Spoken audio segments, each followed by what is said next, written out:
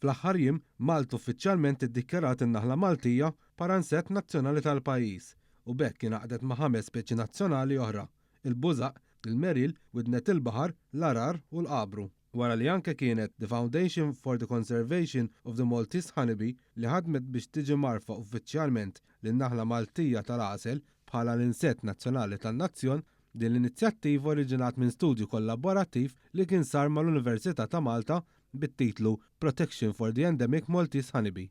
Il-pubblikazzjoni li ħarġet minna ir-riżultat minn sħubija bejn il-fondazzjoni, l-awtur ewlieni David Ketkudi Dimek u l-professur Simone Borch. Kien fil-jum dinji tan-naħal nhar l-20 ta' Mejju 2023 li 3 amministraturi tal-fondazzjoni Abner Joe Buttigieg, Dylan Farrugia u Neil Kutajjar resqu talba formali l-awtorità dwar l-ambjent u r-riżorsi li era akkumpanjata minn ittra li tiddeskrivi l-proposta fejn din it-talba kienet milquha u għaddiet minn proċess ta' konsultazzjoni pubblika.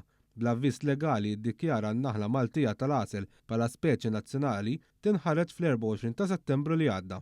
Kellimna ma' Matthew Grima Connell, team manager fl-Awtorità tal-Ambjent u Riżorsi, fejn spjega li fl-aħħar tad-disajnijiet kien sar studju ħareġ li n-naħla Maltija hija sottospeċi endemika. Minħabba mart li ħakem il-Gżejjer Maltin fil-bidu tad-disajnijiet, din in-naħla spiċċat ġiet perikolata minħabba taħlit ta' ġenetika ma' speċi oħrajn li ġew importati.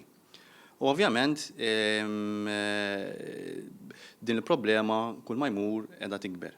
Matthew Grima Connell għallinna li minħabba fekk il-Ministeru flimkien mal-era ħassu l-bżonn li jkun hemm din il-liġi li mhijiex l-uniku ħaġa li sar fejn anke se tkun qiegħda tgħin mhux biss fil-protezzjoni legali imma bil-kunċett ta' tiżidu l-kariżma tal-ispeċi u anke tidħol fis-sistema edukattiva biex kun hawn għarfien aktar tagħha mill-Maltin fuqha.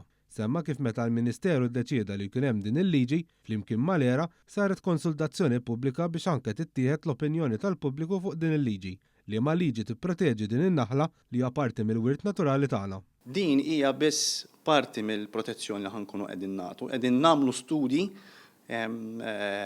fuq il-dakkara kollha li nsibu f'pajjiżna biex anke nifhmu aħjar x'inhi s-sitwazzjoni tan-naħla Maltija fil-pajjiż tagħna u wkoll qed tinħema policy li hija strateġija fuq id-dakkara ġewwa pajjiżna illi tul is-sena d-dieħla ħatkun anke qed tieħu l-opinjoni ta' nies li għandhom x'jaqsmu mas-settur tal-apikultura u nies oħrajn li huma interessati f'dan is-settur biex hekk l-istrateġija għal darb'oħra tkun qed tieħu l-opinjoni tal-pubbliku u n-nies li huma interessati.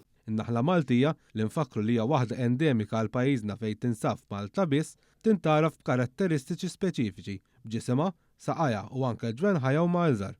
Naraw li anke pil kemm xejn nitwal kapaċi tirreżisti sħana u tipproduċi l-għasel fil-kundizzjonijiet kifra ta' pajjiżna, differenzi minn kull xorta ta' naħla oħra f'pajjiżi differenti.